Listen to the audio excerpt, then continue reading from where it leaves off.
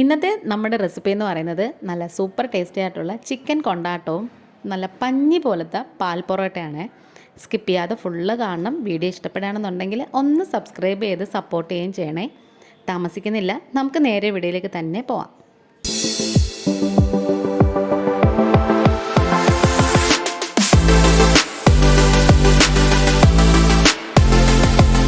അപ്പോൾ ഇത് ചിക്കനൊക്കെ ഞാൻ കഴുകി നല്ല വൃത്തിയാക്കി വെച്ചിട്ടുണ്ട് കേട്ടോ.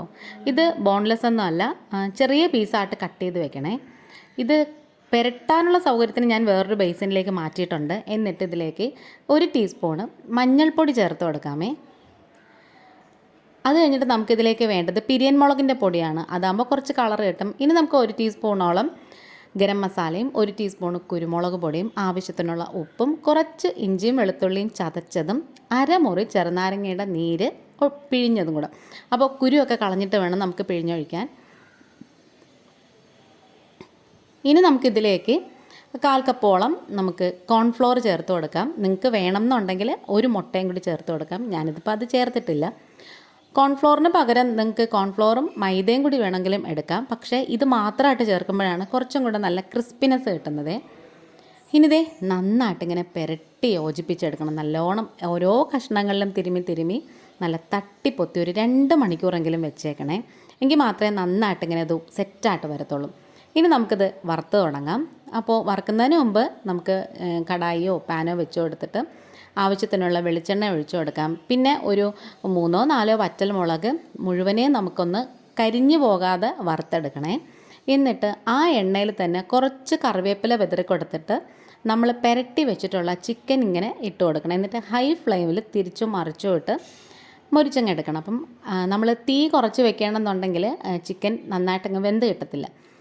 ഇനി ഇത് കഴിഞ്ഞതിന് ശേഷം നമ്മൾ ചിക്കനൊന്നും ഒരുപാടിട്ടങ്ങ് വേവിക്കുന്നില്ല. അതുകൊണ്ടാണേ. ശരിക്കും പറഞ്ഞാലുണ്ടല്ലോ, ഇങ്ങനെ കഴിക്കാൻ തന്നെ ഈ ചിക്കൻ ഭയങ്കര ടേസ്റ്റാണ് കേട്ടോ. അപ്പോൾ ഞാനൊരു 2-3 ബാച്ചായിട്ടാണ് ഇത് വറുത്തെടുത്തത്. എങ്കിൽ മാത്രമേ നമുക്ക് നന്നായിട്ട് കിട്ടത്തുള്ളൂ. കുറച്ച് എണ്ണ ഒഴിച്ചിട്ട് കൂടുതൽ ചിക്കൻ പീസസ് ഇട്ട് വറുത്തെടുക്കുന്നത് നല്ലതല്ല. ഇതുപോലെ എടുക്കുന്നതാണ് നല്ലത്. അപ്പം നന്നായിട്ടിങ്ങനെ അടിപൊളിയായിട്ട് നമുക്ക് കിട്ടും ചിക്കനൊക്കെ. ഇനി ഞാനിവിടെ 3 മീഡിയം സവോളയും പിന്നെ ഒരു 1.5 കൈപ്പിടിയോളം ചുവന്നുള്ളിയും കൂടി എടുത്ത് വെച്ചിട്ടുണ്ട്. അരിഞ്ഞൊക്കെ വെച്ച് കൊടുത്തിട്ടുണ്ട്. ഇനി അതിലേക്ക് നമ്മൾ വറുത്ത് മാറ്റി വെച്ചിട്ടുള്ള എണ്ണ ഉണ്ടല്ലോ, അതിലേക്ക് ഒരു ഇച്ചിരി പെരിഞ്ജീരകം കൂടി ഇട്ട് കൊടുത്തതിന് ശേഷം നമ്മൾ എടുത്ത് വെച്ചിട്ടുള്ള ഉള്ളിയും സവോളയൊക്കെ നന്നായിട്ട് ഇങ്ങനെ ഒന്ന് വഴറ്റി കൊടുക്കണേ. നല്ലോണം അങ്ങനെ ഒന്ന് ചുമക്ക വഴറ്റക്ക രീതിയിൽ വേണം എടുക്കാനായിട്ട്. അപ്പോൾ നമ്മൾ ഇഞ്ചിയും വെളുത്തുള്ളിയും നേരത്തെ എടുത്ത് വെച്ചതിൻ്റെ ബാക്കി ഉണ്ടായിരുന്നു, അതും കൂടി ഇതിലേക്ക് ഇട്ട് കൊടുത്തിട്ട് ഒരു 1/4 ടീസ്പൂണോ മഞ്ഞൾപ്പൊടിയും പിന്നെ 1 ടേബിൾ സ്പൂണ് പിരിയൻ മുളകിൻ്റെ പൊടിയും കൂടി ചേർത്ത് കൊടുക്കാം. ഈ പൊടികളുടെയൊക്കെ കുത്തൽ മാറുന്നത് വരെ നന്നായിട്ടിങ്ങനെ ഒന്ന് വഴറ്റി ഇളക്കി കൊടുക്കണം. പിന്നെ നമുക്കിതിലേക്ക് 1 ടീസ്പൂണ് ഗരം മസാല വേണം. നേരത്തെ ചേർത്തിട്ടുണ്ടായിരുന്നു, എങ്കിൽ ഇപ്പോഴും കൂടി ചേർത്ത് കൊടുക്കണേ. എങ്കിൽ മാത്രമേ ആ ഒരു ഫ്ലേവർ നന്നായിട്ട് കിട്ടത്തുള്ളൂ.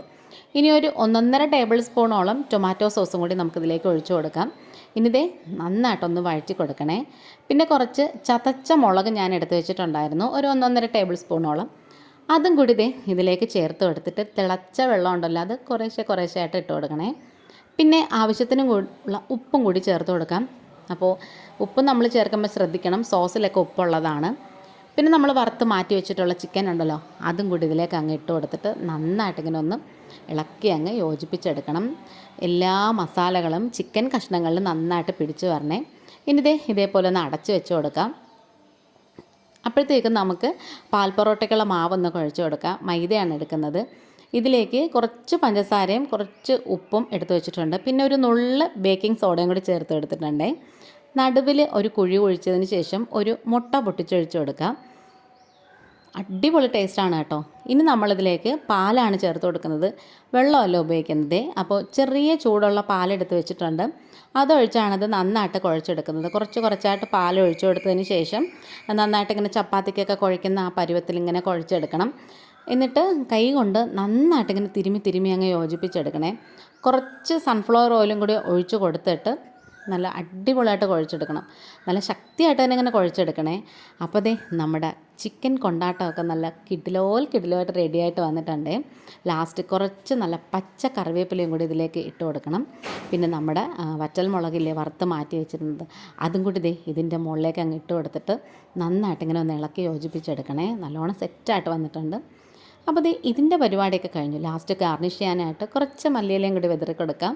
അപ്പോൾ നല്ല അടിപൊളിയായിട്ടുള്ള ചിക്കൻ കൊണ്ടാട്ടം ഇവിടെ റെഡി ആയിട്ടുണ്ട്. ഈ ഒരു പരുവത്തിലിരിക്കുന്നതാണേ നല്ലത്. ചപ്പാത്തിയുടെയും പൊറോട്ടയുടെയും ഒക്കെ കൂടെ നല്ല അടിപൊളി കോംബോ ആയിരുന്നേ. അങ്ങനെ തംബ്നെയിലിൻ്റെ ഫോട്ടോയും കാര്യങ്ങളൊക്കെ എടുത്ത് സെറ്റാക്കി. അപ്പോഴത്തേക്കും എന്തേ മാവൊക്കെ ഞാൻ നല്ല അടിച്ച് പരുവപ്പെടി എടുത്തിട്ടുണ്ട്. ഇനി നമുക്കിത് പരത്താൻ വേണ്ടിയിട്ട് ഒരു തരി പോലും പൊടി വേണ്ട. സാധാരണ പൊറോട്ടയ്ക്കൊന്നും നമ്മളങ്ങനെ പൊടി എടുക്കാറില്ലല്ലോ. എണ്ണയിൽ തന്നെ ജസ്റ്റ് ഇങ്ങനെ ഒന്ന് മുക്കിയതിന് ശേഷം ഇതേപോലെ റൗണ്ട് ഷേപ്പിൽ പരത്തിയിട്ട് രണ്ട് സൈഡിൽ നിന്നും അപ്പുറത്തുനിന്നും ഇപ്പുറത്തുനിന്നും മടക്കി എടുത്തിട്ട് നമുക്കിത് സ്ക്വയർ ഷേപ്പിലാക്കി എടുക്കണം. ഈ ഒരു പൊറോട്ട എന്ന് പറയുന്നത് സ്ക്വയർ ഷേപ്പിലാണ് ഇരിക്കുന്നത്. ഇനി ഇതങ്ങ് മാറ്റി വെച്ചേക്കണം. ഫുള്ള് നമ്മളിങ്ങനെ മടക്കി എടുത്തതിന് ശേഷം പരത്തുന്നതാണ് നല്ലത്. അതാണ് കുറച്ച് എളുപ്പവും കൂടി. അപ്പോൾ ഈ വീഡിയോ കണ്ടുകൊണ്ടിരിക്കുന്ന സമയത്ത് ചാനൽ ഇഷ്ടപ്പെടുകയാണെന്നുണ്ടെങ്കിൽ ഒന്ന് സബ്സ്ക്രൈബ് ചെയ്ത് സപ്പോർട്ട് ചെയ്യണം. ആദ്യമായിട്ട് കാണുന്ന കൂട്ടുകാരെങ്കിലും ഉണ്ടെങ്കിൽ ആ ബെലൈക്കൺ ഒന്ന് എനേബിൾ ചെയ്യണേ. എന്നിട്ട് അതിൽ ഓൾ എന്ന ഓപ്ഷനും കൂടി കൊടുക്കണം. എങ്കിൽ മാത്രമേ ഞാനിടുന്ന വീഡിയോസൊക്കെ നോട്ടിഫിക്കേഷനായിട്ട് നിങ്ങൾക്ക് കിട്ടത്തുള്ളൂ. അങ്ങനെ ദേ നമ്മളിത് ഓരോന്നായിട്ട് ചുട്ടെടുക്കുകയാണ് കേട്ടോ. തിരിച്ചും മറിച്ചും കുറച്ച് എണ്ണയൊക്കെ സ്പ്രെഡ് ചെയ്തതിന് ശേഷം നമുക്കിത് ചപ്പാത്തി ചുടുന്ന പോലെ ചുട്ടെടുക്കാം. നല്ലോണം ഇങ്ങനെ വീർത്തൊക്കെ വരും കേട്ടോ. അപ്പോൾ പഞ്ഞി പോലെ ഇരിക്കുവാണ് കേട്ടോ. നമ്മൾ പാലൊക്കെ ഒഴിച്ചല്ലേ ഇത് കുഴച്ചെടുത്തത്. അപ്പോൾ നമ്മളാണെങ്കിൽ ക്രിസ്മസ് സമയത്ത് ഒരു പ്ലം കേക്കിൻ്റെയൊക്കെ വീഡിയോ ഇട്ടിട്ടുണ്ട്. ഇതിന് മുന്നേ കുറേ ചിക്കൻ റെസിപ്പീസൊക്കെ ഇട്ടിട്ടുണ്ട് കേട്ടോ. അങ്ങനെ ദേ നമ്മളിത് പഞ്ഞി പോലത്തെ പൊറോട്ടയും കൂടി അടിപൊളിയായിട്ട് കഴിച്ചു. ഇന്നിപ്പോൾ ഇത്രയേ ഉള്ളൂ. വീണ്ടും വരാം. താങ്ക്